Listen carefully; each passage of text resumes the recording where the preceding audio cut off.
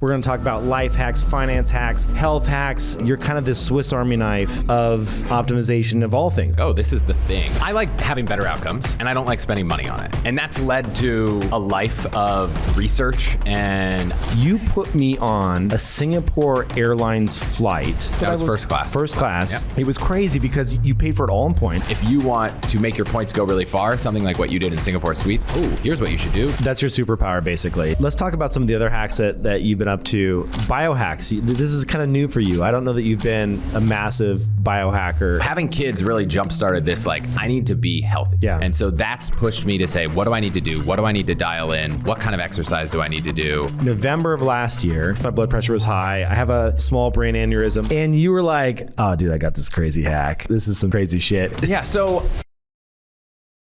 Chris, great to have you, man. Dude, I'm excited to be in this new studio. This is the first time I've actually broken in the studio in this way. This is the real setup. We got the lights, got all the multiple cameras. Like, you're the first real guest. This is a real thing. The real thing. Thanks for flying down. Yeah, I'm excited to be here. So for people that don't know, I mean, you and I go way back. We have like started a company together. We sold it to Google. We ended up working at Google together. A lot of commutes. Yeah, a lot of commutes. We talked about faking our own injuries so we wouldn't have to commute and we could work from home before that was a thing. They called it vest in peace. Remember where Yes. like you would just like vest your stock and like try not to have to do the commute down to Google, because it was an hour and a half to get down there from San Francisco. If we were brutal. lucky, it was brutal. Traffic was bad. Yeah. But I will say since then, obviously you've gone to do your own thing. You have your podcast now, all the hacks with Chris Hutchins. Yep. That made complete sense to me. I remember when you were first talking to me about doing a podcast, and you have always been someone where every friend of yours hits you up. It must be all the time about like little tiny things, little tiny hacks that are both life optimization, travel optimization, like you name it. You're kind of this Swiss Army knife of optimization of all things. Is that accurate, or how do you frame it? I like having better outcomes, and I don't like spending money on it. And that's led to a life of research and optimization and relationship building to try to get to the bottom of it. Was the first time that you actually had a breakout moment, was that when you wrote that credit card piece? What was the first time because I remember some news outlets started to pick up something that you had written, or what was the first time you realized this was going to be like broadly applicable to a lot of people? I think I knew that it was broadly applicable early on. So I remember just having dinners and people are like leaning in, asking questions. I was like, oh, this is the thing. And I encourage everyone listening, what I do isn't your thing, but whatever that thing, when you're having dinner with friends and they all lean in and they ask you questions, think about that thing more. Because for me, I probably now, like you said, oh, it makes total sense. It took me like 20 years to figure it out. Yeah. And all my friends knew it, but I never asked them. So everybody listening, ask your friends, what's that thing that I'm known for? Right. Maybe there's a business you could start there. That's your superpower, basically. It's like when people lean in, you're like, okay, I'm good at this one thing. Maybe I should expand that. Yes. And so for me, I remember writing a blog post. I actually looked, I've started a blog 3 or 4 times. And I wrote a post on credit card points, and it just wasn't the medium. So I knew it was a thing that I like to talk about, but I had never found the medium until I'd been on a bunch of podcasts and I was like, oh, I like this medium. Let's try it from the other side. Yeah. And it worked. But before I tried posting tweets about life optimization, credit card points and miles, personal finance. I tried writing a blog post. It just never clicked. So even though I thought I knew the thing, I didn't know how to kind of turn it into what I guess now is like a career. Yeah. It's your full-time gig now. It's my full-time gig. It's my wife joined full-time and we're doing it together. And it's like our family business kind of. That's amazing. The one time I will say the first big aha moment for me that you helped me out with was when I was going to Tokyo with my wife. Yep. And I remember I'd done a home renovation in NSF and I had a bunch of points, just like, as you do with credit cards and buying just stuff. Sitting there. And just sitting there. And everybody at this point in your career, I mean, this was years ago, but at this point, people knew you as like, oh, I've got points. What do I do with them? How can I help traverse all of the like multi-point jumps that you can do to get like the best, like upgraded, business class, first class, things like that. You put me on a Singapore Airlines flight which was is that first class? That was first class. First class. Yep. And it was crazy because you paid for it all in points. I think I maybe paid like taxes or something. Usually maybe $100-$200 a person in taxes, but not a lot. Right. So it was a couple $100 in taxes. This flight, just so and we'll show a picture of this in the video. This flight comes with, if you get 2 seats next to each other, you can fold down the center column. You can join the beds together, and then they have closing doors. So you essentially have your own, I would say it's like a queen bed, close to a queen size. Full double? I don't know. But it's a decent sized bed. They put like rose petals on the bed, and like, it's as close as you're going to get to like free range, like Mile High Club, like go for it kind of like situation in the air. Yeah, I think the downside is for everyone's imagining this right now. If you're listening on audio, you're like, wow, of course. The only downside is I think it's like 6 or 7 feet tall, or maybe like 6 feet tall. I think it's like walls. 6 feet, right? So if someone really wanted to peek over, they could. Yeah. So it's not fully enclosed. If you were to fly on the Etihad residences, so Etihad has the apartments and then the residences, you have a fully enclosed room with a bed. So I had never heard of Etihad before. What is Etihad? So Etihad's an airline based in Abu Dhabi. There's kind of 3 or 4 big airlines that all compete. Emirates, Etihad, Qatar, based in Qatar. Yeah. and like those airlines are all competing for the best cabins. Qatar has Q suites. I don't think Emirates has anything. They just call it first class, but it's very nice. Yeah. We've flown it together. Yeah, we went and talked to the conference together, and you got us upgraded free first class from the conference providers in Emirates, which was nuts because they had a shower on the plane. Like you could literally go and shower on the plane. By the way, but this is a shared shower. In the Etihad residences, you have your own shower. Wait, so you mean how many showers are there on the plane? I think on Emirates, there's 1 or 2 for all the first class people. You go in, you have like 10 or 20 minutes and all that. In the residences, you walk in and you've got a bench and it's your chair. You've got a TV, you've got a private bathroom, and then you have a bedroom. This is all yours. What does it cost to fly something like that? So if you were to say, I want to fly this for the sole purpose of flying it, and you're like, I'm just going to fly from Abu Dhabi to Mumbai. Do they have any stateside travel, or is it just? So there was a window of time where they took it off and then they put it back on. So I can't say exactly what's running. For a while, it was JFK to Abu Dhabi had this. The cheapest way to fly it would be to fly these short routes. So if you just want to tick the box, you could fly, a few hours from Abu Dhabi to Bombay or Colombo in Sri Lanka or something like that. But if you want to fly from JFK, we're talking $20,000, $30,000 each way per seat. That's insane. It's insane. And so, and it's one of the kind of elusive white whales of these things because you can book it with points.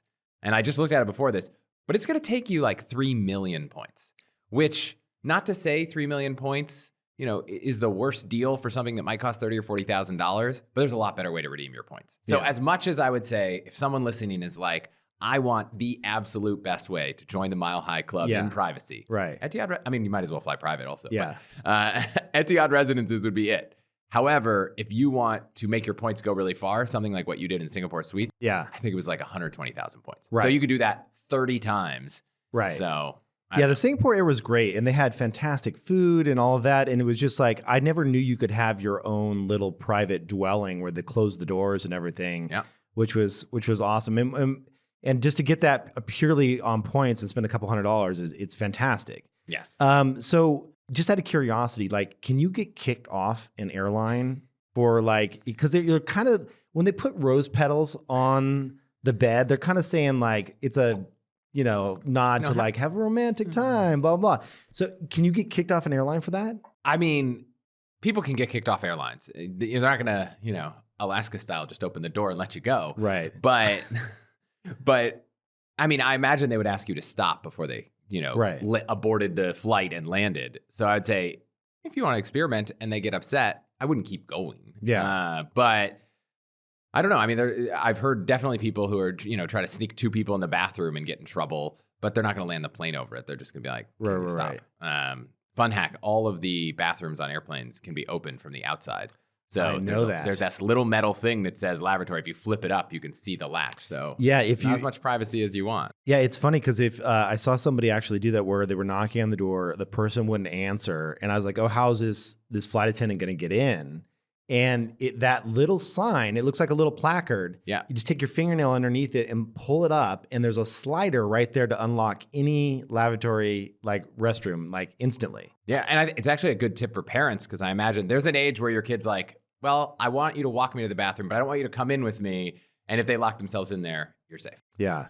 So you used to be a big kind of points person in terms of like you wrote about it.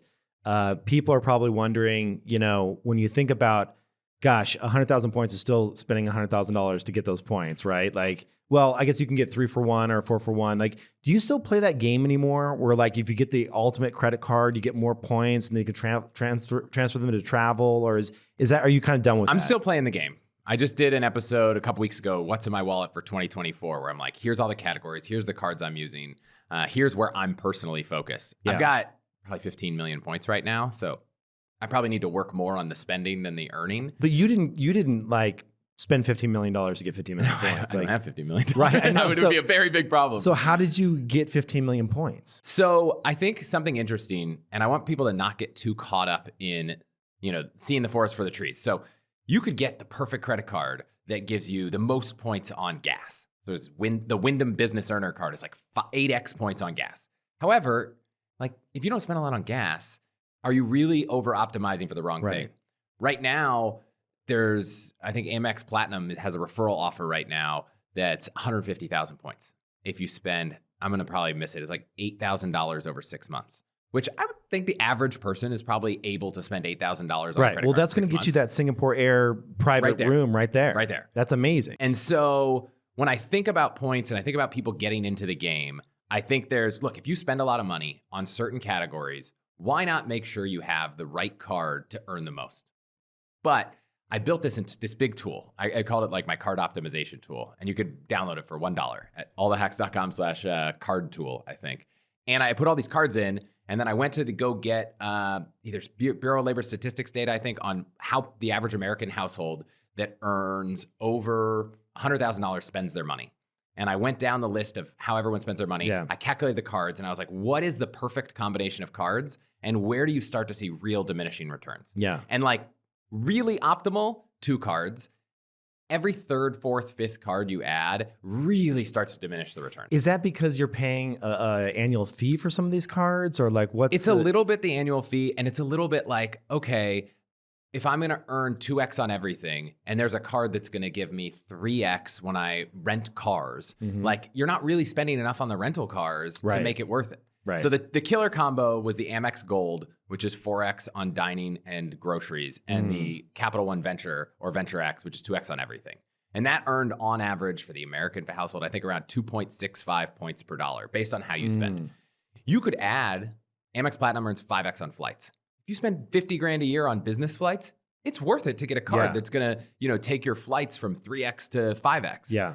But if you buy a couple flights a year, like it's not really there.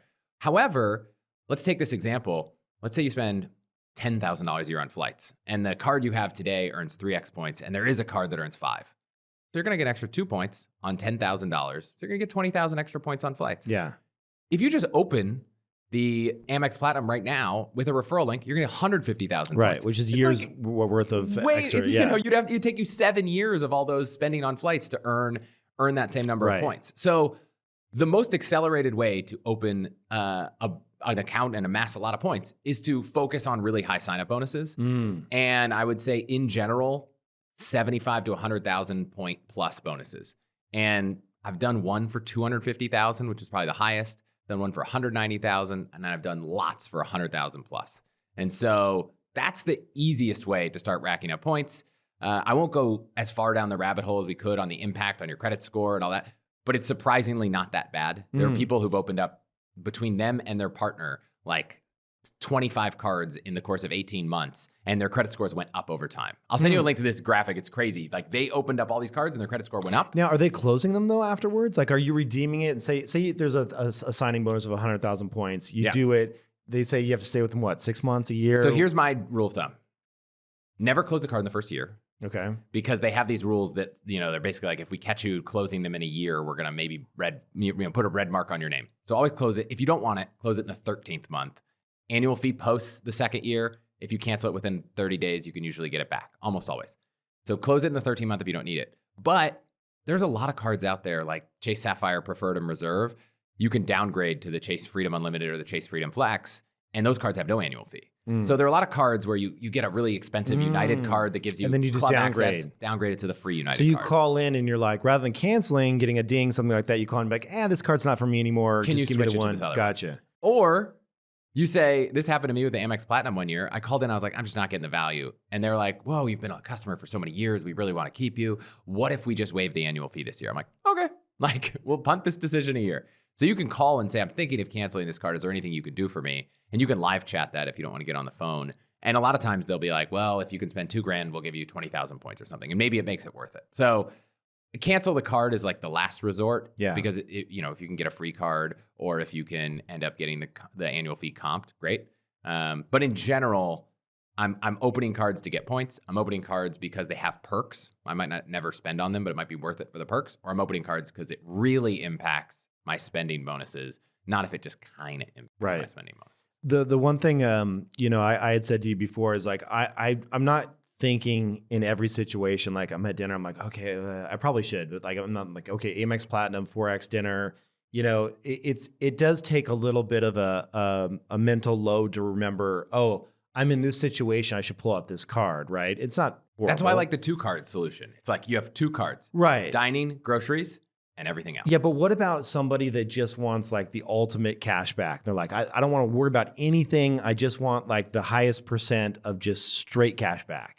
So I don't know when this will come out. I'm going to try to make the case for cash back because one of the things that's interesting, we brought up Singapore. We're like, what a great deal, because that flight probably would have been $20,000. Right. And you ended up getting it for like 120,000 points. So you're getting almost 20 cents a point. That's unreal. Maybe it was $10,000. Maybe it's 10 cents a point, but that's a lot of cents per point, right? If you had a card that's getting you 2 points and you're getting 10 cents, that's like 20% cash back on everything. Right. Now, if you wouldn't otherwise pay for first class, then you're not really getting that value, right? It's not saving. I would spend $1,000 on economy. Now I can get a free first class upgrade. Great, but you didn't really save 20 grand. Right. But a lot of airlines sell their miles and points and they go on sale all the time.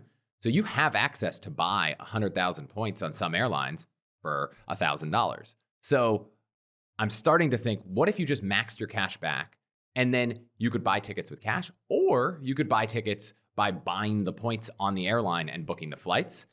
I haven't recorded this episode, so I'm not ready to definitively say how the Steelman argument comes out. But I will say there are a couple cards that I'm really intrigued by this year.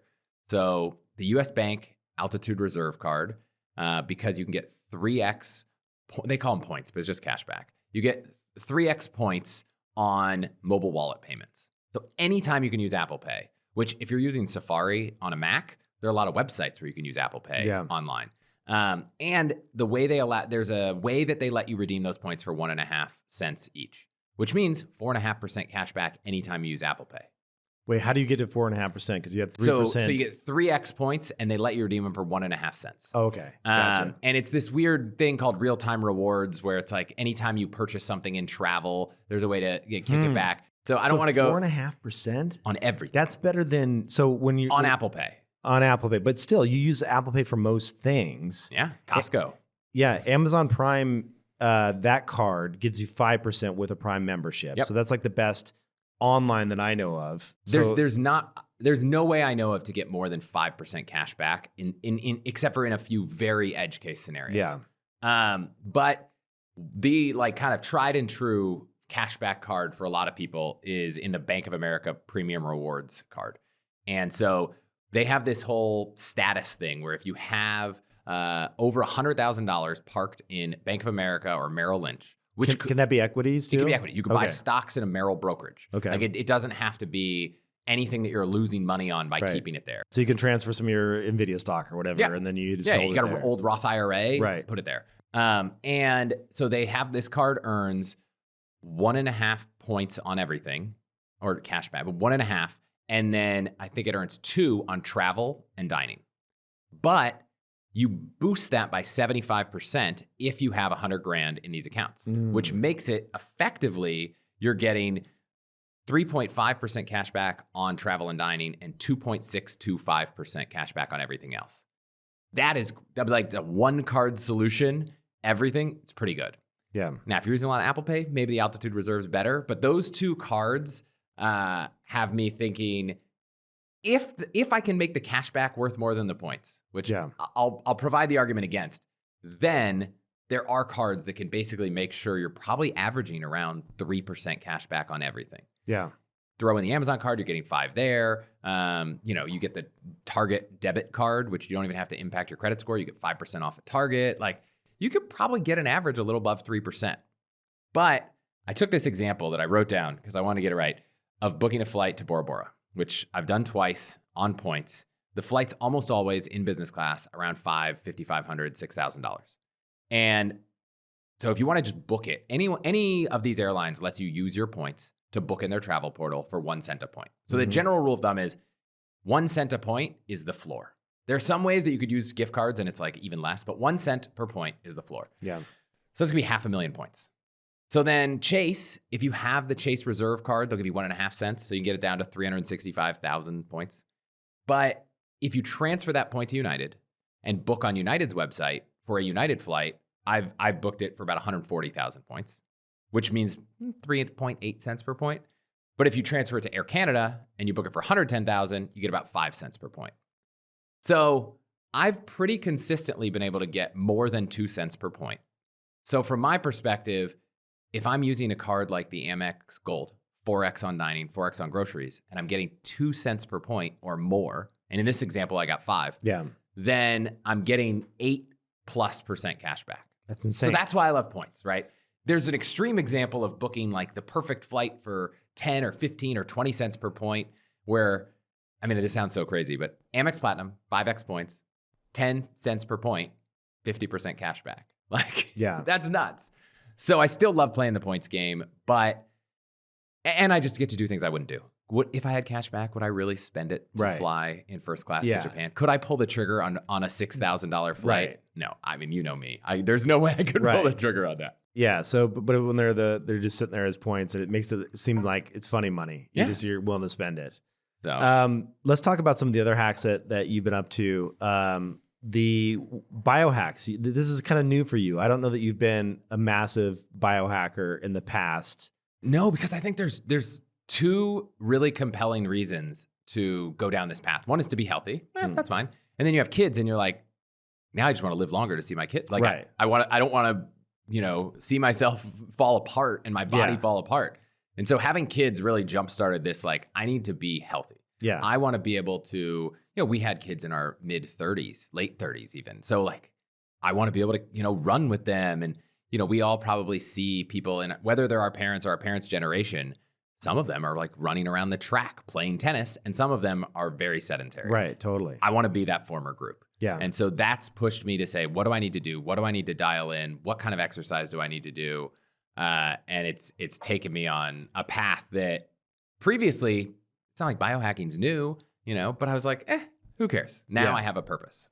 Yeah. So you and I both did the same thing, which we should talk about. Yep. It's a little embarrassing. It's not necessarily the thing you want to admit to everyone, but but so I'll tell you what happens on my side. So about let's call it 2.5 years ago, maybe 3 years ago, my kind of longevity doctor, Peter Attia, was investigating these new class of drugs, these GLP-1 inhibitors that essentially are glucose control drugs.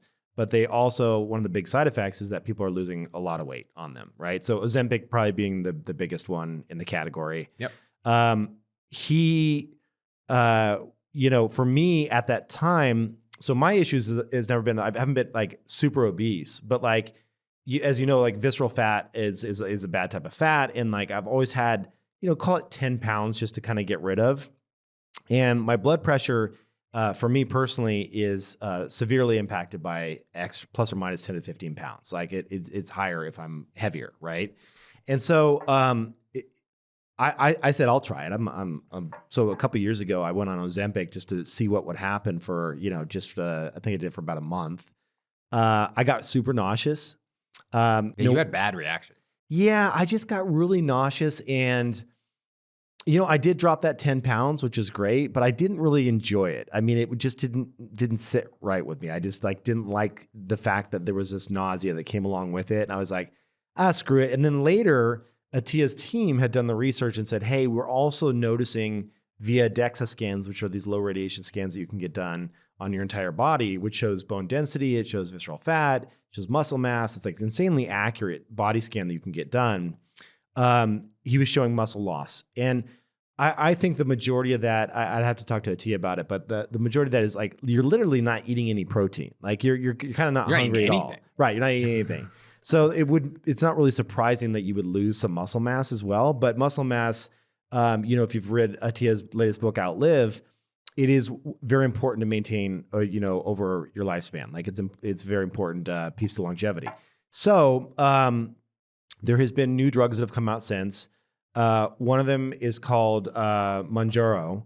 Yeah. And Mounjaro is a slightly more elegant drug. It works a little bit better. It's still a GLP-1 inhibitor, but it's also like a dual GIP That's inhibitor. right. And by the way, to anyone listening, we're not doctors. No. We're not giving medical advice. No, none of this is medical advice, but we'll just tell you our kind of path through this. So, November of last year, I was in the same predicament where I was like, okay, I'm probably 15 pounds overweight. I broke 200 for the first time, which I was like not proud of. This is my exact scenario. I'm normally breaking 200. It's like, there's something for me. It's just, we got to make a change. Yeah, exactly. So I'm normally at like 185. And so I broke 200 and I'm like, okay, this sucks. And of course my blood pressure was high. I have a, small brain aneurysm that, they keep an eye on. And the thing that causes brain aneurysms to grow and why you hear they're so dangerous is if they grow, they burst. And if they burst, you have a 50% chance of survival and it's not good. So you got to keep your blood pressure tight. So anyway, I talked to not Attia, but my primary care physician. I was like, hey, can you hook me up a little bit? Like I just need a little juice just to like get me on the right path, right? Yep. Like if I can get like a little few shots on the side and drop a tenner, then I'm like good to go into the new year, right? And so he's like, okay, I got you. So I went in and since then it's been approved for weight loss. It's now coming out under a new brand name as well. But with the sole purpose of getting my blood pressure down. And, I got it off label. So obviously it was not off label, but off prescription. So obviously it was not paid for. I used a coupon that I found online. So you can get for $500 a month. And it's expensive, but I did it. And of course, I lost that call it 10, 12 pounds. And then followed up with cardio, protein, all the right things. And then now, working back into getting into good shape again. So that was great. I talked to you. And you were like, oh, dude, I got this crazy hack. Like, this is some crazy shit.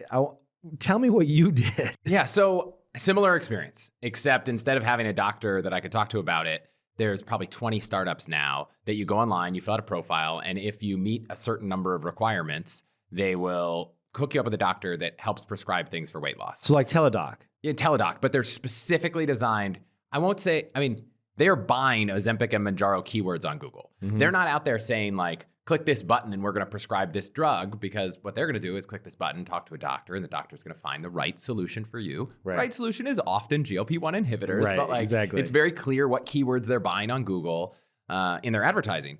So I went to one and I was like, hey, I'm in a similar post, cross 200, want to do this. I didn't have the blood pressure, I had the cholesterol. And so it's usually helpful to be from a diagnosing these things, it's like they want like maybe one other thing to improve. So whether it's cholesterol or prediabetes or blood pressure. And so prescribed Mounjaro, and there was a coupon. What was the name of the site that you used? I think I used one called Alfie. Okay. There's a lot of them now. Yeah. I haven't used them all, so I can't, I had to find experience, but there was a coupon a year, maybe last year sometime, where it would bring the cost down to almost nothing. But that coupon no longer works. Now it brings it down to like $500. I haven't tried this out since then, but went on for 3 months. I had a very different experience to you, which was... Did you get nausea? No, I didn't get any nausea with Mounjaro at all. None. Yeah. And I went from like 207 to like 175 or Wow. something That's in a like lot of drop. 90 days. And I didn't put a lot of thought into it. I wasn't doing all the like protein research. So that was it. But I ended up stopping it a little early. And then I had in the fridge, I still had like a month or 2 months of supply left. And I was like, well, I'm not going to use this now. Like I hit this target. One thing that's really important to realize is because you're consuming so few calories, your metabolic rate goes down significantly. So a lot of people get off these drugs and they gain the pounds right back. Because if you're used to consuming 800 calories a day for 90 days, and then you get off and you're like, well, now I'm hungry, and you're eating 2,000, you're going to gain it right back. Could you see abs at that point? Were you like getting shredded? No, I was not shredded. Okay. And so you weren't working out though either, right? No. See, you just like basically just lost a bunch of muscle weight. And you were just like flabby, like just like. No, I mean, I wasn't that. You were doughy though. You weren't like buff. I wasn't working out. Yeah. And I probably went back up to 185 at the end. It stayed there for a while. Okay. And I was like, that was great. Like I wasn't one that was consistently gaining weight. So it was like, I just needed to do a little reset. And then we had another kid and just the end of like all this stuff started happening. I was like, it's happening again. And I wasn't serious about exercise. This year I have been like pretty diligent about stuff. And then I was like, you know what, this time I want to get the last little use out of this stuff that's in the fridge. Let's do another one. But I didn't want to go through the hassle of another prescription. And I started looking online. And the crazy thing is Mounjaro, you can get it in 2.5 to 15 milligram dosages. Okay, so when you mention that, so what people should know is that the way that you take Mounjaro is that it is a subcutaneous shot. It's a single-use pen. And so it looks like, I mean, it could be like whatever, a ballpoint pen or whatever. You push down on it. When you push down on the end of it, it shoots a needle that is a super fine little tiny needle, about a 1/4 inch into your fat. So you kind of pinch your fat, push it down. You hold it there for what, about 5 seconds? Yeah, it pops and back then out. It pops back out. It's done. You throw away the whole cartridge and you're done, on to the next one. And you do that once per week. So that's just a little primer of how it's used. And they make pens like that. I think Ozempic might be one where you can ratchet the pen. That's right. You can adjust the dosage. Yeah. What's crazy about Mounjaro is you can't adjust the dosage. Right. But the cost for 15 milligrams is the same as the cost. And maybe I'm off by a couple dollars, but like relatively the same as the cost for 2.5. But they never want to start you with that crazy high dose. They want to start you with at 2.5 and scale it up. Right. And because I'd done this for 90 days, they scaled me up to 10. Okay. And, I don't know if I need to be on 10. I felt like I was fine at 5. Yeah. So when I was like, let's go back, I was like, I have these pens at 10. It seems like a total waste. I don't need 10, but there's only one way to do this. And I just search online, and there are people that are showing you how simple it is to basically take a little wrench, open the pen up, and put into, what it was, sterile vials, add bacteriostatic water to help with the longevity of the medicine and to kind of increase the number of cc's of liquid or milliliters of liquid, and then use the same needle but as a diabetes syringe kind of thing to basically split doses. So there are a lot of people out there who either by dosing up or by just being honest with their doctor and saying, this is a super expensive medicine, I would like to use it. Can you help me get to a 15 milligram prescription? And I'm going to dose it out. There are other crazy people who are buying peptides from China and like trying to batch themselves Mounjaro equivalent. Yeah, screw that. That seems crazy. Well, it seems crazy to so what you're saying essentially is that like you can buy the 15 mil, the actual, pens. Yep. If you crack them open, you can extract 2.5. And by crack open, just to be clear, yeah, you're taking, there's nothing breaking. You're not like pouring liquid out of a glass. Yeah. You're taking that same needle. And the way the pen actually works, if you take it apart, is there's a plunger, just like any normal syringe, that pushes down and it pushes the liquid inside the medicine out the tip of the syringe. But it pushes down so fast and it's spring loaded. It's crazy. When you take it apart, if you release the spring, the little plunger will shoot 40 feet across the room. Like it is a serious amount of force from that spring. So when you take it apart, you remove the spring. Why can't you just put it right into an empty vial and shoot it all right into So the there vial? are people that do that. And if you go read all these Reddit threads, people are doing that. There are two reasons that you don't want to do it. Is one, these vials have a very small area to hit through. So if you don't line it up perfectly, right, you might damage the needle, you might miss the top and lose the medicine. And then two, peptides are very sensitive. So people are like, well, when I did that, it starts foaming a lot. And it's like, the medicine was still worked, but like they're very sensitive medication. So I thought it would be safer to not shoot it in and have it have some sort of reaction that creates foam. I'm not a doctor. I don't know what to, but it seemed safer to do it a little slower. And so I just split the 10s and added 50, each pen is about 50 milliliters. Or is that right? 50 milliliters? Yeah, I think so. Or 50 cc's. And so I had to take a pen, probably 50 cc's. And then you take 50 cc's plus 50 cc's of water. And then you're doing the same, then you're mixing it up and you're just taking 50 out, which now has half the medication. Gotcha. And so now you got to be, I mean, again, we said it before, but we're not saying to try this at home. I'm not endorsing this. This is probably, no one would probably recommend this. No, not at all. Because there is a world where you can contaminate this stuff. Yeah. So I have like my little table and I'm like wiping it down with alcohol wipes and washing my hands. I'm wiping down the top of the vial. I'm wiping, I'm taking a lot of precautions. What made me comfortable with this was when my wife was going through IVF, we had to do all the same stuff. So we had a vial. So if you had told me this pre-IVF, I'd be like, this is insane. I'm not drawing, medicine out of a syringe and injecting that seems crazy. Right. But we went through this whole thing at UCSF when we were doing IVF and they're like, all right, here's this medicine and I need you to take it out and I need you to put it in this other vial and mix it with this other thing and mix it up so that the medicine can, and then take it out and then inject it.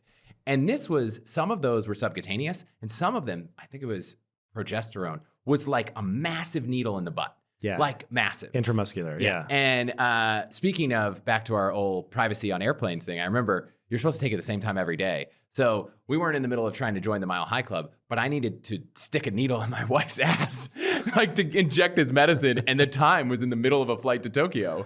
And so I remember we didn't have suites. So I made a tent out of a blanket and had a little flashlight from my phone because I was trying to give her this shot. Because we're not gonna, in her seat, or did you go to the bathroom? In her seat, because the bathroom on a regular, it's too small.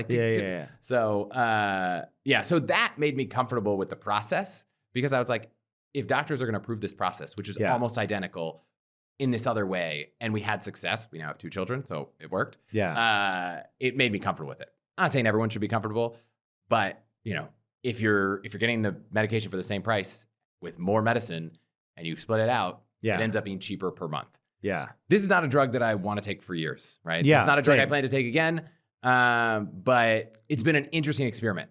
I started tracking my macros though, and how many calories am I consuming? And the first week back on it, I was like, oh my God, I consumed 500 calories in a day. That's insane. That's insane. Well, I mean, that's why you're losing the weight. And I'm sure there's water weight there as well. And sure. But I was still working out. So then I got really aggressive about protein. And I was like, okay, I'm going to be consuming a lot of protein. I'm not going to just consume 500 calories. The calories can be low, but the protein has to be high because I didn't want to do the muscle loss. So I started trying all these protein cereals. We could put a link to a video. We were talking last night about making protein ice cream with the Ninja Creamy. Oh, yes. Which I have yet to buy and use, but there are some great recipes using protein powder, sugar-free pudding mix, and whole milk. And you can make these a couple of my friends do this, delicious ice cream that is 100 calories and super packed with protein. And using the Ninja Creamy. I got to get a Ninja Creamy. Which is an at-home ice cream maker. Made by the Ninja folks. Yeah, the blender. They make blenders and all that, yeah. So now I'm aggressively focused on protein because I don't want to have muscle loss. I'm working out a lot. Yeah. I'm doing a pre and post DEXA scan to see how the effects of that are. That's good. Yeah, and I started getting into these diagnostics. I read a lot of Attia stuff, and there are some things you could just change. For me, cholesterol, got a cardio.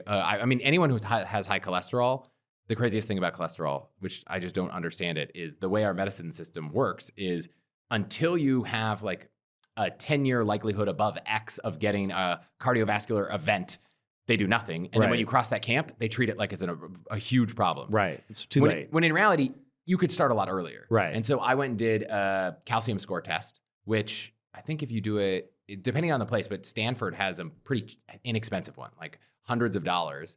You can find out, do I already have calcium in my arteries? Yeah, and for people that don't know, calcium in the arteries is just a sign that damage has occurred. And so there's calcification deposits inside the artery walls. And if anything comes back, meaning you get the scan done and it's not 0, that means all hands on deck. You need to really a bad attention. Thing has having high cholesterol increases the propensity for plaque in the arteries. And this means that not only is there plaque, but it's calcified. Right. You can't really remove it. Right. It's there. But if you catch it early enough, you can really start to be aggressive. So I did this. I had one of 4 arteries had a score of 2. And it goes from like 0 to it could be over 1,000. So I had the best worst outcome, right? Like the best outcome is a 0 everywhere. The best worst outcome, I guess, would be a 1 in one artery, and I had a 2. And did you do that with contrast or no? So then I was like, okay, I want to know how much soft plaque there is. So I met with a cardiologist at UCSF, and he's like, well, if there's a lot of soft plaque and it's about to be calcified, that's even worse. And I went and got a CT angiogram, which is a more expensive thing, which I have no idea why, but was covered by insurance. And I don't think it was supposed to be, but I'm not questioning that.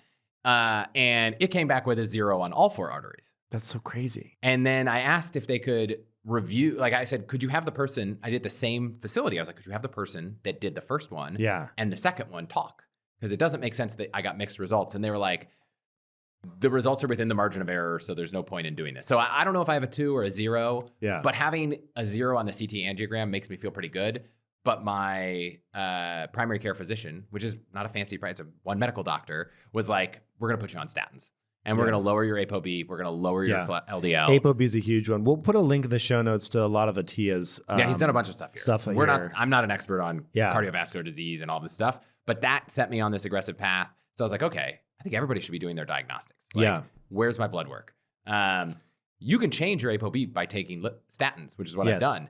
And you can change your LDL and all this stuff. There are a few things that I'm now pretty interested in because they take longer. So testing your VO2 max, testing your bone density, your visceral fats, those things. You can't change those overnight with a drug. Right. That takes time. Yeah, but you got DEXA to give you the accurate results on that. Those DEXA scans are where to go. Yeah. And so there's a company called DEXA which I'm working with. Right now I'm actually meeting the founder this week because they have facilities all over the country. And my goal, by the way, with the podcast, and I think I'm going to help push you to this goal, is there are a lot of podcasts out there that have, sponsors from whoever wants to pay them.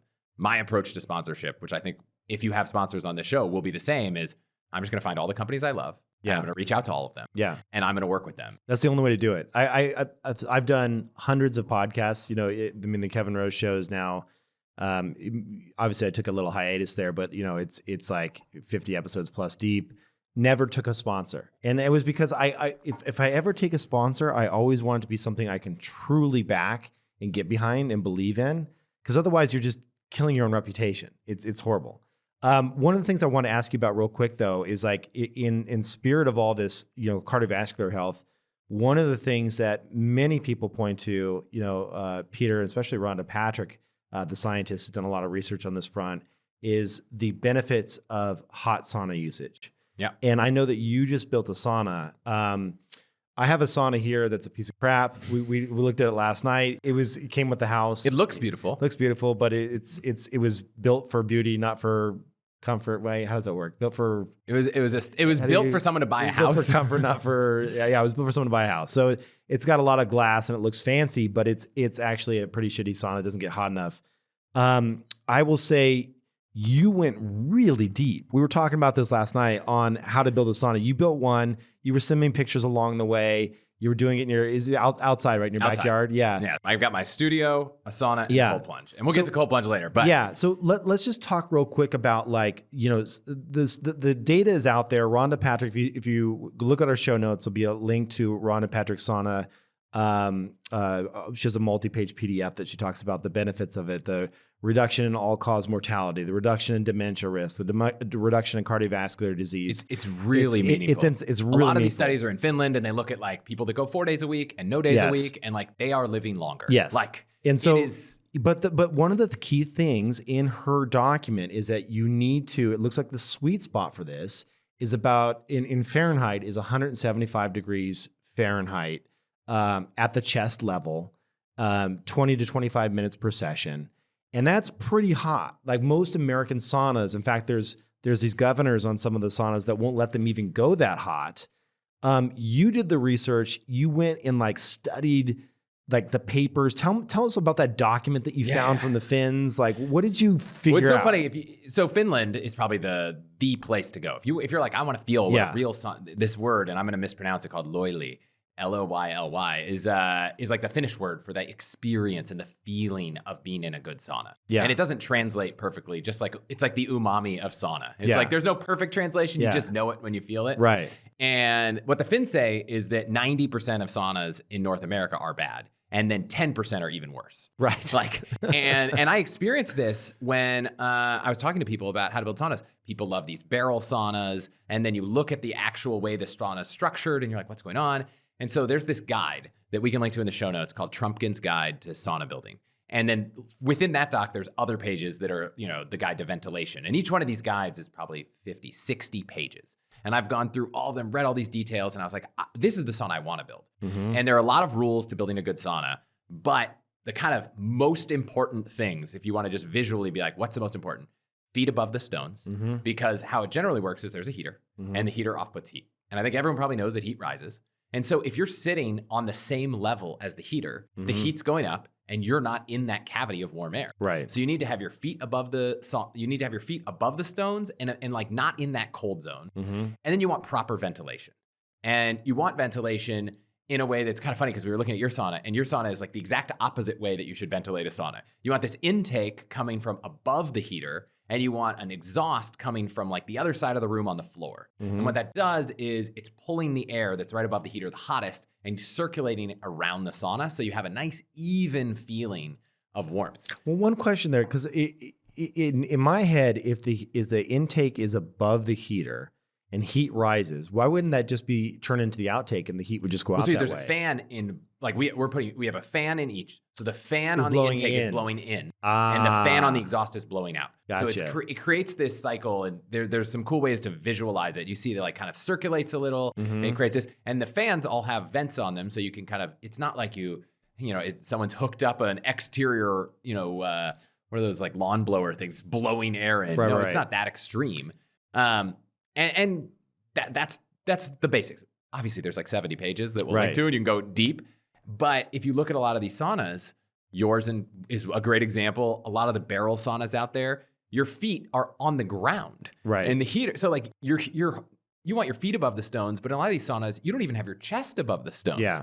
And so that was what was really important. So you need a sauna that's like probably ideally 7-8 feet tall, so that you can put a heater on the ground and then be above it.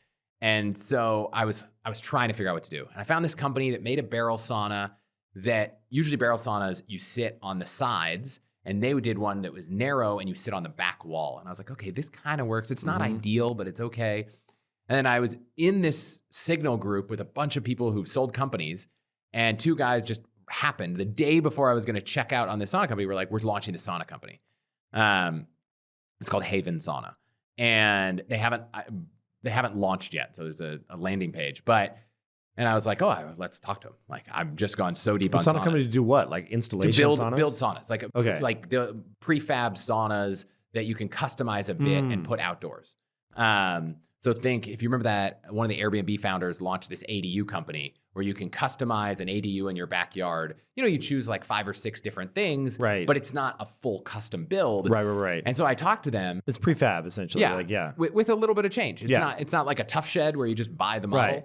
But done the right way. And so I Like asked they them, get it. and I talked to them, and they were like talking about Trumpkin, and I was like, oh, you guys know your stuff. And they're like, yeah, we want to build the best saunas, but we want those saunas to be very high quality and actually a good experience, because the longevity studies of saunas in Finland, if you create a sauna and you think it's 175, but it turns out, like, if you didn't have a thermometer in yours at chest height, you can set it to 175. But at chest height, it might only be 100 degrees. Oh yeah, I mean, I have these. I went on Amazon and bought literal like remote meat probes that you can stick into steaks, and like they're Bluetooth, and so I brought it in the sauna and I just set it at my chest height, so I wasn't touching it, so I wasn't heating up myself, and it was like 110, and I'm just like, this is not. But your sauna was probably set to like 200. Well, at the ceiling, it was like 230 or whatever. That's the other thing too we should talk about, because most saunas that you buy in the States, they have a maximum heat of what, 190? Yeah, so there's this like universal code UL thing, and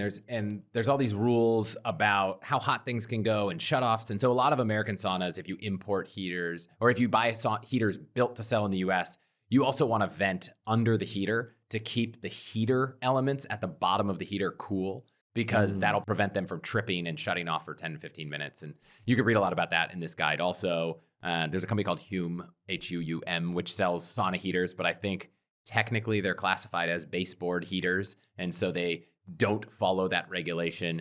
TBD whether that sauna burned your house down, how that might affect your insurance. I'm not sure. But in general, there's a lot you can do to make a good sauna. Yeah. I'll back up and say, if you buy a sauna from Costco, which by the way, Costco is one of the best deals for saunas. You can get a nice 4-person non-barrel sauna for $4,000 on Costco that I would say is pretty good.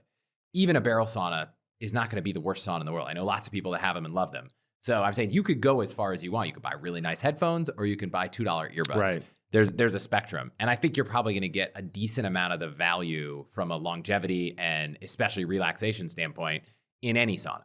But, I like, my focus is on better outcomes. So like, how do I get the best sauna? And so you went with that Hume baseboard I have heater? a Hume heater. It's called a Hive Mini, and it's great. I think it's beautiful also, but it's very functional. It gets the room hot. So I worked with these two guys, Zach and Ross, who started the sauna company, and we were kind of like a demo of experimenting. And so we built this sauna. It's up and running. It's fantastic. What all in price? Like, so you could have done that, or you could have gone Costco. What's the all in price? I would say the range in saunas is probably somewhere between $2,500 would be like, they have these weird saunas you can buy on Amazon that are like basically like a heater and a bunch of material that you can wrap around your body and stick your head out the hole. Like you could probably get a sauna for $300. Yeah, and those work too. I have a friend that does that. Yes. That actually has one of those body ones that they just lay in a sleeping bag type situation. They sweat their ass off and it goes up to their neck. But like she can't afford to have a $4,000 sauna, and that's fine. Yeah, for the health benefits. Is there any one of those that you like? Do you know? I haven't tried one. I haven't used one. I'll put a show note to the one that my friend uses. She swears by hers, and she sweats her ass off in it. But part of the reason we love the sauna is Amy, my wife, and I, we go in the sauna after we put the kids down for like 20, 30 minutes at night, and we have this uninterrupted, no devices time for us to talk, to catch up, to relax, like, all kinds of stuff. So like that, you're not going to get that in like a sleeping bag with a heating unit. So that's part of the reason we want it. But I'd say the low end, you could find, so Costco has these great, I don't know how they get away with this. There's this company, Almost Heaven. You could buy an Almost Heaven sauna on the internet, or you could buy it at Costco. And you're going to save way more than the $65 Costco membership just by buying it through Costco. So if you're thinking of buying it, does it get hot enough? Yeah, it has good heaters, like all this stuff. It's a great sauna. Okay. Our problem was we had a very specific place we wanted to put it, and the dimensions weren't correct. Yeah. And the design element, like I wouldn't say it's a beautiful modern design. If you go to havensauna.com and see kind of what they're building, it looks different. And those could probably be in the range of $20,000, $25,000. Yeah. And so it's a spectrum. If you're focused just on the health benefits, you don't need to go all the way up. If you want to focus on aesthetics, and you could spend a lot more. Yeah. But I think if you're spending more than $30,000 on a sauna, like that's insane. It's a lot. Yeah. Let's talk about cold plunge. One of the things that I started doing, you saw me this morning, I jumped in my pool, which was freezing. And then I did the contrast with the jacuzzi, went back and forth. You did not join me this morning. I didn't know it was happening. I'd already showered. I know. But it was great. It's funny because I'd done the Wim Hof method, 10 years ago. And the Wim Hof method is, the Iceman. He trains you on how to endure kind of cold exposure. I had so much energy and just felt amazing after doing that. By the end of the Wim Hof method, I was 15 minutes up to my neck in ice water in a bathtub. So like I bought 10 bags of ice, I put it in the bathtub. And I think in terms of like, probably like the best comparable I can give you would be like a couple cups of coffee. Like it just like gives you that energy in the morning and that clarity that is beautiful. You feel amazing. I know there's not as much longevity data on the science side to support the cold plunge, but I will tell you just for me personally and people that I know that do it, they love it. And so, I know Tony Robbins, I've talked to him about it. He's done it. He talked about that on my podcast. Joe Rogan's done it. He continues to do it. I just saw a post about his, obviously Tim's done it. A bunch of our friends have done this. I'm really enjoying it. It's kind of like my thing that I'm getting into. You told me last night, because I was telling you I'm using my pool for this right now, but the pool, summer months, it's going to be warm to where I'm not really going to get the benefits, right? Like that I really want the really cold. Yeah, you want that excitement. You want that kick in the gut in the morning. Yeah, exactly. So I'm wondering, you said that you had done a little bit of research, or of a company or two that does. You mentioned 2 companies last night when we were chatting. What have you heard on the cold plunge front? What are people liking? What are some of the brands that you think are doing a good job? Yeah, there's a wide spectrum here, right? Like cheapest, take a cold shower. Like cold in your shower at the coldest temperature. I mean, that's what they have you do with the Wim Hof method when you start. Yeah. It's like, hey, turn the shower on the coldest possible setting for 30 seconds. And then that's like day 1. Yeah. So it's jump in. And I think that's a good way before you drop the cash on an actual big ass plunge and spend a lot of money. See if you can get through the first couple of weeks of the Wim Hof method and know if you like it. I will say there's something that I don't know why, but feels easier about just like jumping into the water as opposed to I don't know, walking in a cold shower. It's just, no, you're right. It's like cheaper, but mentally, I think it's pretty hard. Yeah. And so that's one end. You can buy, freezers, like chest freezers and like retrofit them. The way most cold plunges work is there's a chiller. And it's a thing you plug into the wall, uses electricity, cycles water through, and keeps the water cold. Mm-hmm. And so you hook up a chiller to a bath, either by buying a chiller and connecting hoses in a Home Depot setup to a freezer, or other methods. Yeah, just so people know that chest freezer hack, you can find them online. They're those little mini freezers that you can get to like store meat in your garage or whatever. They're like the sideways freezers, not like the vertical freezers. Yep. And if I've seen people retrofit those, because in theory they're waterproof, they're sealed. I don't know that they can. I've seen people like do all kinds of like additional waterproofing to them, and then turn them into these freezers where they plug them into the wall, they let the water get to temperature, and then they climb in. The important thing to note: unplug the freezer before you get into it. You do not want to use a device like that, like that's plugged into the wall. Oh, you got to do it. Because like they're not meant to be. No. I've seen some people that just use it as an insulated thing with an external chiller. Right. But that's the way to do it. The freezer as the chiller. Then, I've seen people do it as freezer. I'm like, you're going to get electrocuted because ultimately there's going to be a leak and it's going to hit that freaking 110 and you're going to be fried. Not good. So not good. And then there's a company called Ice Barrel, which sells just, it's literally like, those blue drums. Yeah. It's just like a drum. But then you got to BYO ice. But you need ice. Yeah. And so, you can use your bathtub and ice. Yeah. But you got to buy an ice maker, or you got to go, drive to the store and buy ice all the time. And so there's some really high-end ones. But the company that's probably the most well-known for this is called The Cold Plunge, or Plunge. Mm-hmm. I think they used to be The Cold Plunge. Now the brand is Plunge. And they make a beautiful white tub. Kind of looks like a fancy bathtub. And they have a chiller either external or integrated into the unit. You can keep it down to 39. You can keep it at 55, whatever you want. It has a filtration system like a hot tub. Like you put filters. And you have one of these? So I have a cold plunge from Plunge. Okay. And do you have the integrated one or the external one? The external one. The integrated one hadn't been built when we did that. And it's great. The water's always at the right temperature. You treat it like a hot tub. Like you put the little strip in, you see what the chemical levels are, you add Is if that you a need pain to. in the ass though? So here's what's funny. We have a hot tub and we have a cold plunge. And the hot tub, I feel like I'm always adding chemicals to it. And the cold plunge, I feel like I'm always testing it with a strip.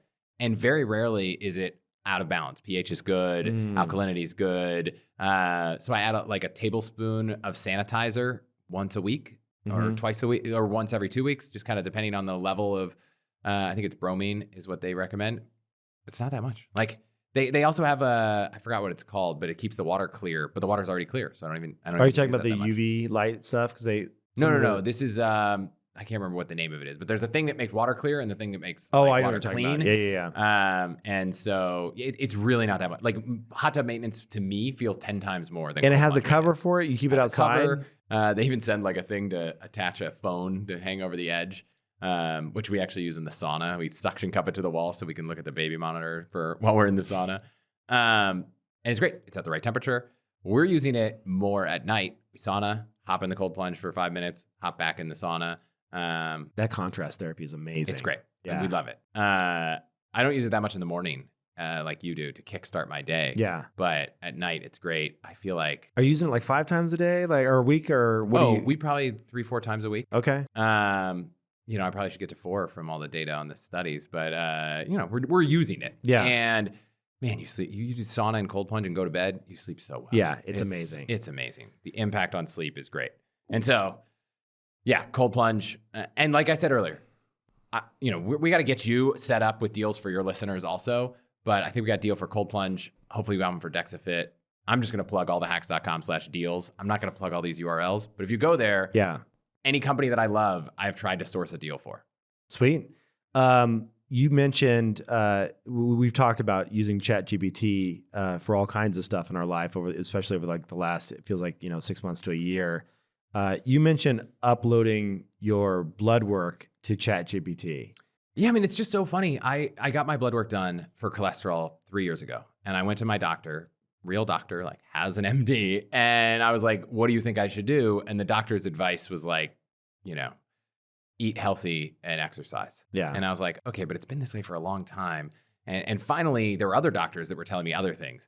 And so I found that ChatGPT for almost anything is great as a sounding board, and it doesn't cost anything. So I'm like, I took a screenshot of my biomarkers, took the screenshot, uploaded to ChatGPT as a PDF. As an image. Okay. And then I was just like, what can you tell me about my biomarkers? Did you say act like you're Peter Attia and give me... Oh, that would have been even better. I was like, hey, go read Peter Attia's website and now give me advice. I probably could have done that. And I was just like, tell me what you see. And then I was like, tell me if looking at it comprehensively instead of individually, are there any things you notice because multiple things are out of whack?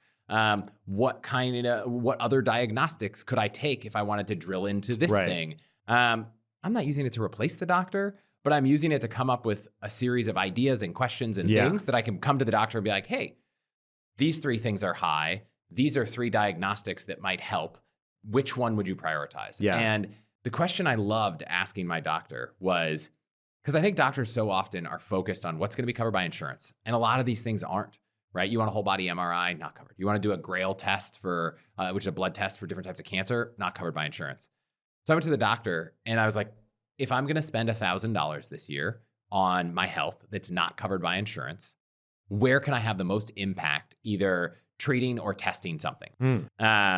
Because so often the advice they're trained to give is the advice on what they know is going to be covered, because the doctor doesn't want to be like, oh, here's what you should do. This thing not covered. Right. Now, also, by the way, many of these things, biomarker tests, are all FSA and HSA eligible. So if you work at a company that lets you contribute to an FSA, you can throw money in there, tax deductible.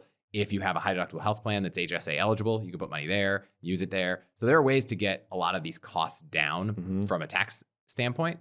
And so, he recommended the calcium test. He was like, that seems like if there's a dollar for dollar, given your history, spending $500 here would be probably the most valuable thing you can do. So I did. And sure enough, it was an incredibly great suggestion. And so I like that question. Yeah. I also think, by the way, this is just a side note, but when it comes to medical bills, I don't know if everyone knows they're negotiable. Like if you go to the doctor and it's a certain price, you can say, hey, I'm paying out of cash. Is there a better price? If you get a bill from a hospital, you can negotiate it. I did an episode with this guy, Marshall Allen, who is a journalist. He wrote this book called Never Pay the First Bill. And, I can link to it. We won't go through it, but basically it's like, you can almost negotiate all these medical bills, and people have saved tens of thousands of dollars negotiating their medical bills. What do you say? Do you just say like, hey, I can't afford this? He has scripts no way. for this. Both if you have a bill that has happened and you've already had service. There are some rules in many states that like facilities can't charge more than what the average price is. It doesn't mean they can't. It just means that when you fight them, they're going to have to lower. So I thought I had something go wrong. I didn't know what it was. It turns out it was shingles, but I didn't know. Oh, I remember that. And I drove down to... You were in so much pain. I was in so much pain. It felt like battery acid was like leaking in my body. So I drove to the emergency room, and the bill was like $11,000 to do a couple diagnostics, see a doctor, and get some ibuprofen.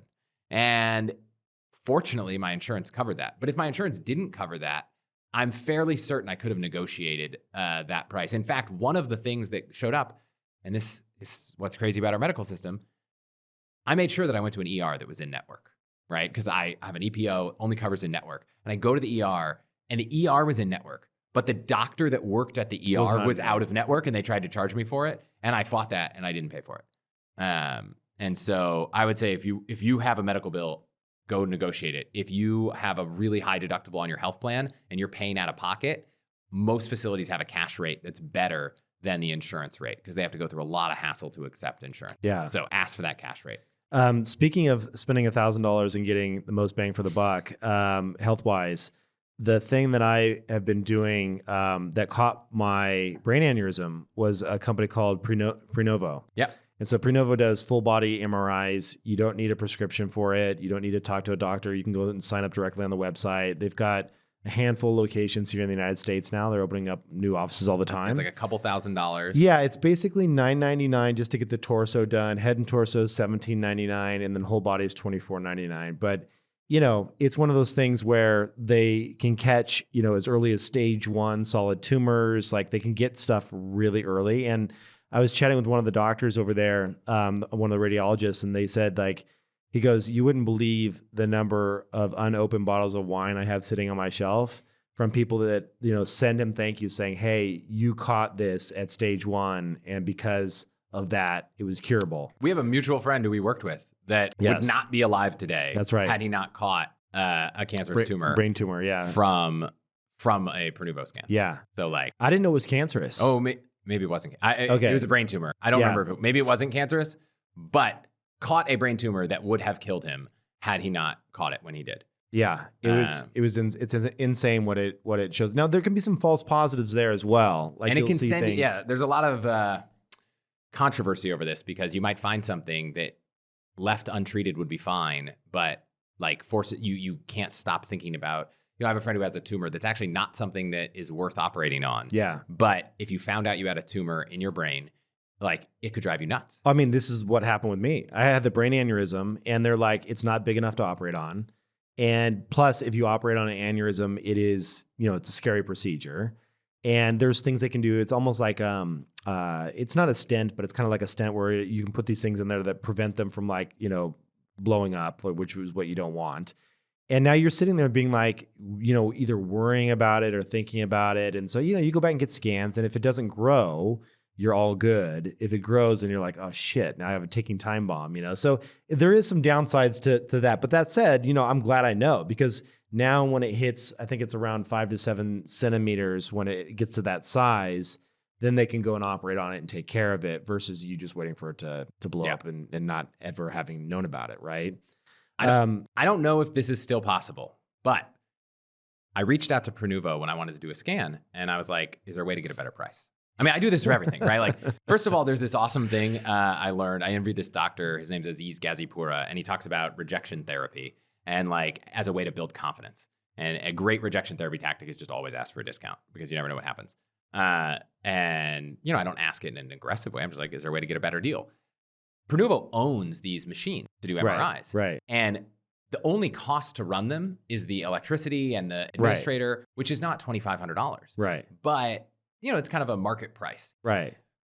They came back to me and they were like, if you are flexible enough to book it within 12 hours, then there's so they get price. A cancellation. They're paying for a tech to be there anyway. So I just sat on standby. It's about 20 minutes from my house. And they were like, hey, we have some spots tomorrow if you want to go. And I got it for, I think, about half price. It's amazing. Which is a great deal for them, right? Like, otherwise it would go empty. There are a lot of people who don't have flexibility in their day to just drop everything on a few hours notice and go to a scan. So I'm not saying that's possible. I'm talking to them right now about setting up a deal for all the Hacks members and listeners that maybe by the time this airs, I'll put on the page. But I would say if you have a lot of flexibility, it could be worth asking them if they still do something like that. Yeah. They might have stopped doing it, but it's worth an ask. Yeah, I met the founder. He's a super nice guy. This was maybe 2 years ago.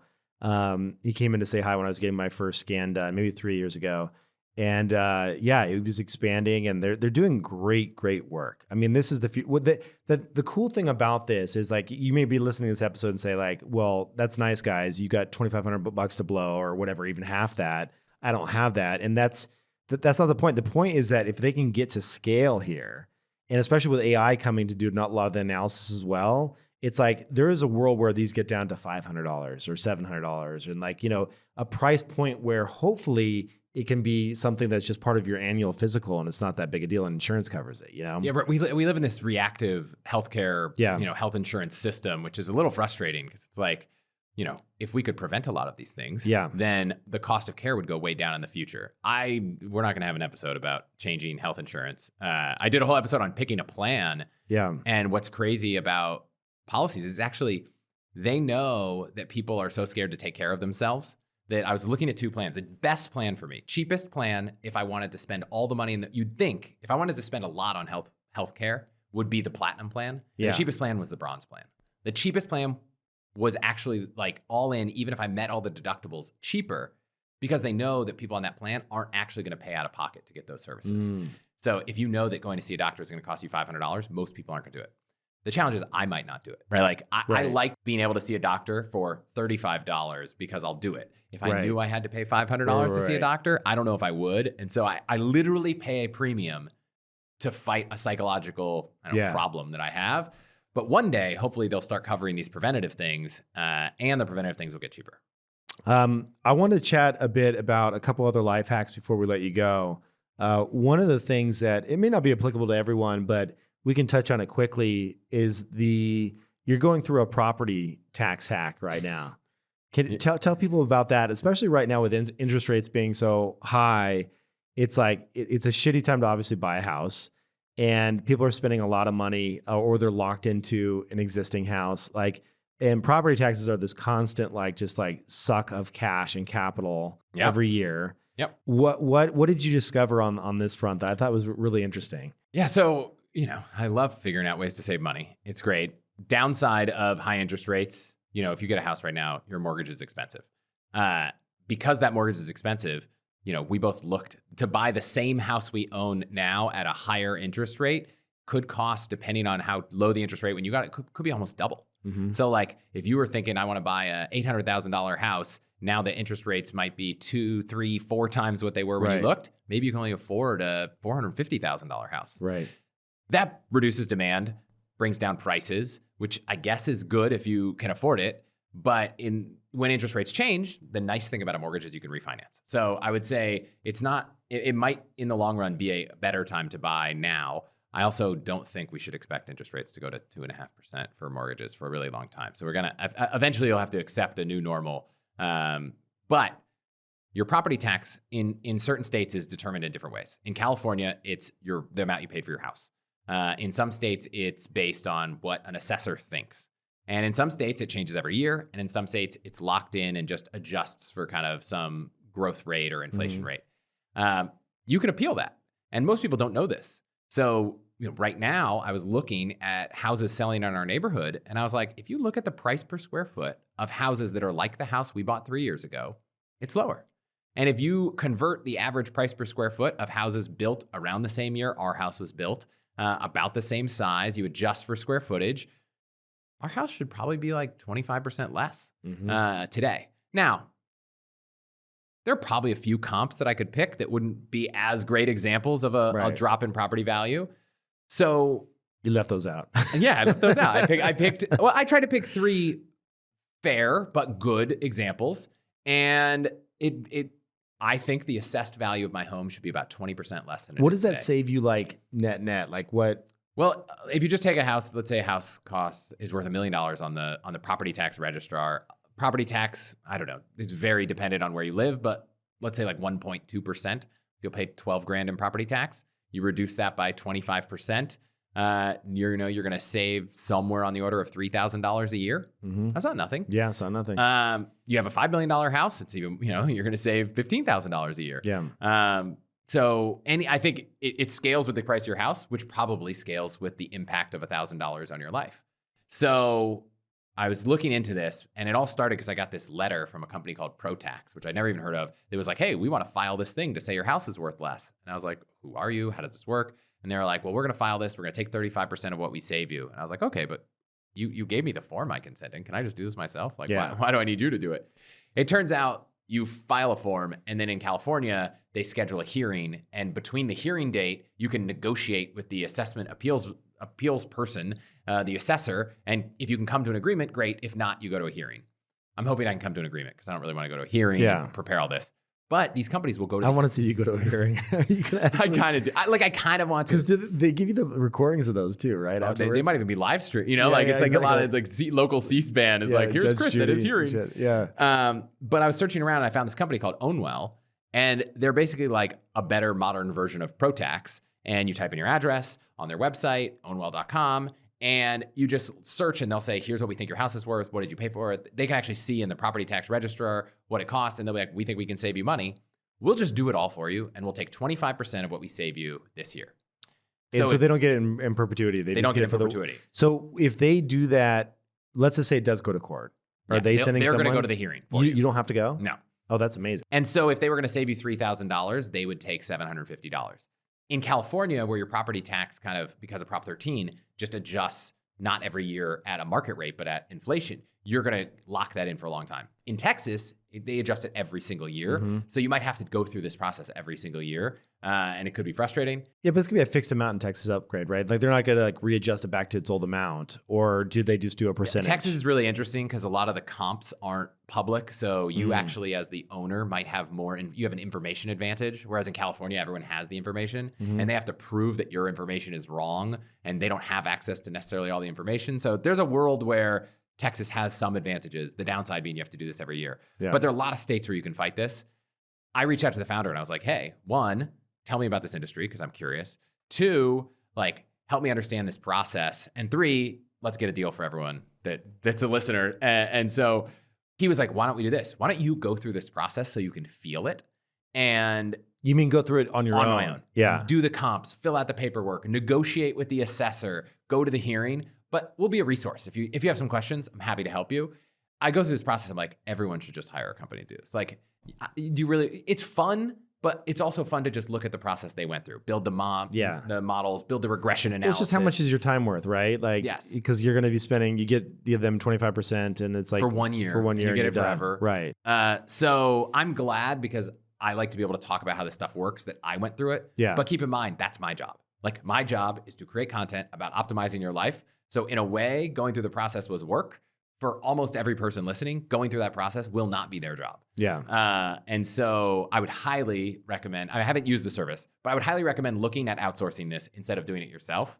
And so we'll see, if we're not going to get through all the agenda topics we have today. If I come back, I'll tell you how it goes after I get through these negotiations. But I've just found that there are a handful of services out there where trying to do it yourself isn't worth the time. Yeah. And there are these companies that will just do this thing. And when they're companies that'll do it, as a frugal person, it's hard for me to pay someone to do a thing I can do.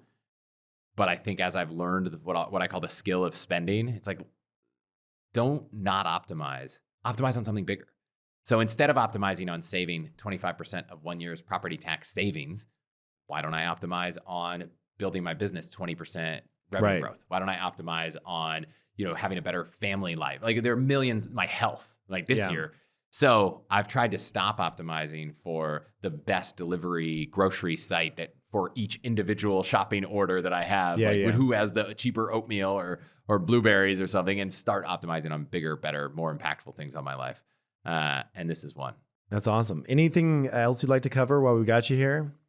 I mean, one other example where I went through this completely long and ridiculous process. I'm going to pull two things that we talked about together. One is AI, and in what I think the impact it might have on us, and maybe especially our parents, when it comes to privacy and cybersecurity and fraud and all that, and a manual process. So anytime you go online, we've probably put our address on the internet thousands of times. Yeah. And there are companies like Amazon who I'm pretty sure aren't going to go sell my address. And then there are a lot of companies that I'm 100% sure have sold my address. Mm-hmm. And there's all these data broker websites that put it out there. And so it's pretty crazy if you search your name or your parents' name and then put your street address. Like if you live 123 Main Street, search last name, quote, 123 Main, end quote. You're like, wow, my address is out there. Then go search for your phone number. Oh, my phone number's out there. Mm-hmm. And then think, okay, there's all these data breaches from Equifax. Somebody can probably get my social security number. I think it's almost impossible to prevent your information from being found, but it's very possible to make yourselves not an easy target. Mm-hmm. I feel pretty good. When I get the phishing emails, when I get the texts that are like, oh, someone's sending a wire, can you call to us to approve? I'm pretty good about that. I'm not sure that my parents, especially as they age, especially as AI could probably voice generate, especially with a podcast, could probably listen to my episodes, voice generate my voice, call them in my voice and ask them this stuff. So I've really started to think, what are all the ways that people could get more aggressive about protecting their and their family's information? So one of them is these data brokers. And so I was asking around who's the best company to use to get your information removed online. And there are a lot of companies that do this. I went with DeleteMe. They became a partner of the show after I used them. They actually have a list. Here's how to do it. They give you a DIY opt-out guide. You want to do this yourself? You can. So I started going through this process myself, and there's like 100 data brokers. And you go to the website, you find your listing, you fill it out, you ask them to remove it, you follow up if they don't. And I'm like 20 hours into this process, maybe 10 hours in, and I haven't even made it through the list. And I'm like, this is insane. They charge a couple $100 a year, even less as you start adding your family. This is crazy. I signed up. They got it all removed. I reached out to them. I was like, can we work together? Like, this product's awesome. And then it's called DeleteMe? DeleteMe. Okay. We've got a deal on that same deals page on the All the Hacks site. And it's been great. Like, I signed up for Christmas. I was like, I got all 4 of our parents are now on DeleteMe. All their information's removed. Yeah. I just could imagine a world where one of my parents or Amy's parents gets a phone call that's like, hey, your daughter X is in the hospital. She was injured. Right. She's not coherent, but we can't run her insurance to be able to operate until you can give us her driver's license number or her social security number. And it's like, of course they're going to fall for that. But what if I could just make sure that that information's not there? Your siblings, your address, your phone number, your email, all that stuff, remove it. And then I went through, what else did I do? We talked about homes. When you go to buy homes, the MLS websites like, Zillow and Redfin, they'll have pictures of your homes. And even if you've sold your home or bought your home years ago, a lot of them are still up there. For some reason, realtor.com seems to keep the pictures up the longest. Some sites can you request to have those removed? So you can request to have them removed. And in fact, I recommend everyone, when you're buying a house, put a contingency just so you don't have to fight about it later, that everyone removes everything. So like the website that your realtor, whoever sold the house to you, had, they probably put up 123 Main Street, .com. And there's a website with the floor plans of your house, with all the pictures inside your house, like with all of this information about the house. Do I feel like I'm such a target that someone's like sitting in their basement, mapping out the floor plan inside my house and planning like which windows my kids? No, I'm not like, building bunkers and being like that paranoid. Yeah. But it just seems like, why not remove all the pictures of the inside of your house off the internet? Right. Like, it doesn't seem like there's upside. So do you have to go directly to like a Redfin or a realtor? Is there a place on the website? I went to the realtors and said, can you pull it from the MLS? And that took care of about 90% of it. Okay. The last 10%, I had to reach out to a couple of those. But DeleteMe has these custom requests. So if you find information of yours somewhere, they'll just do these. So I went to DeleteMe. I was like, can you just go rent.com or apartments.com? Just had this, it wasn't getting removed. I was like, can you just go get this removed? Do they do it? Can you, yeah. And they'll go do these custom requests and submit them on your behalf. Like when you sign up for any of these services, you're effectively giving them like a limited power of attorney to act on your behalf to go get this stuff removed. And so that was one. The other thing I was going to tell you, you may not know about this, but when you pay for Google One, do you know Google One? It's like where you pay for their extra hard drive space and all that. Yep. There is an option in the security settings for dark web monitoring. Yep. And you can put in your phone number, your address, and all of that. And they will go out, they hash it so they don't actually keep it, but then they compare it to all the other hashed stuff in the database. And they've shown me exactly which sites were compromised and when that had my phone number, my address, and so on. So you can see if anything is out there. Yeah. And you can see exactly what was compromised to get your data out there. Yep. So even though it's deleted from some of these sites, there's still dark web databases out there that have your information on them. You're not there. I mean, I know people who have a PO box and they don't send any mail to their house. Yeah. They send it all to a PO box because they just don't want their address out there. But I'm like, that's kind of a hassle. You send the Amazon packages. Right. There are people who have, we probably know some of them that buy another house in their neighborhood to have their DoorDash delivered to so that no one finds their address, or they just create their DoorDash account with a different name. There's a degree to how much you want to inconvenience your life for privacy and security. But I think personally, there's a degree to which it's not that hard. You can remove a lot of search results on Google. If you find a search result that's revealing information you don't want, you can ask Google to unlist it if it's your personal information. Google has like advanced security protection or whatever that thing is where you can add more security. I've done that, yeah. I've talked to all the banks and services I use and I've been like, can I change the way, like, can you upgrade my security? Can I replace my mother's maiden name with an arbitrary password? Yes. So that, because my mother's maiden name is probably pretty easily findable. Yeah. Like you could take these steps to just prevent yourself from being a target. Right. You can get a second SIM card for $5 a month and have that be your two-factor code instead of your primary That's what code. I do, yeah. So I just think you could blur your house on Google Maps. Like you could request it, although you can't undo it. So, that's an option. There's a lot of stuff you can do. The one that keeps getting missed, And I'm not going to out who this was, but I was walking down the street in our neighborhood and there were some security cars in front of a house.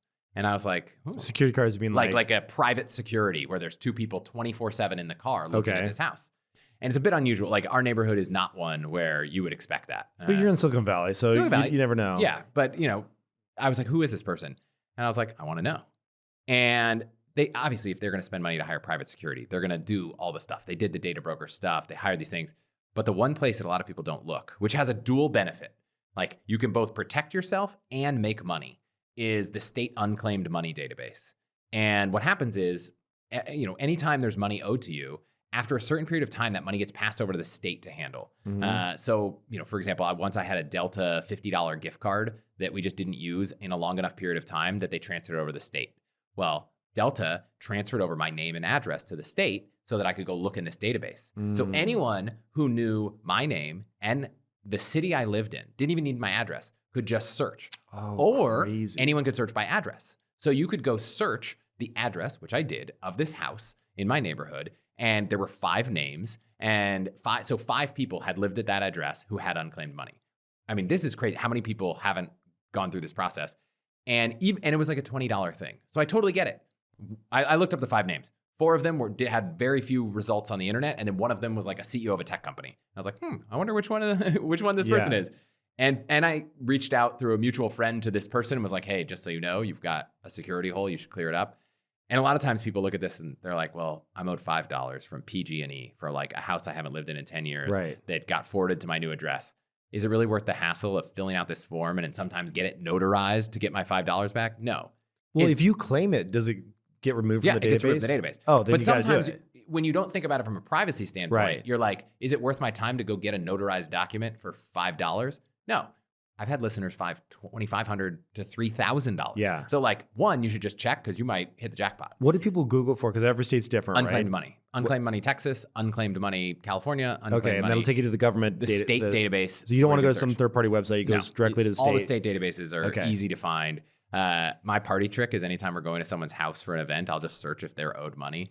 And I'll be like, come to dinner. I'll be like, I don't really do this, but I'm like, I didn't bring you a bottle of wine, but I found that the state owes you $180.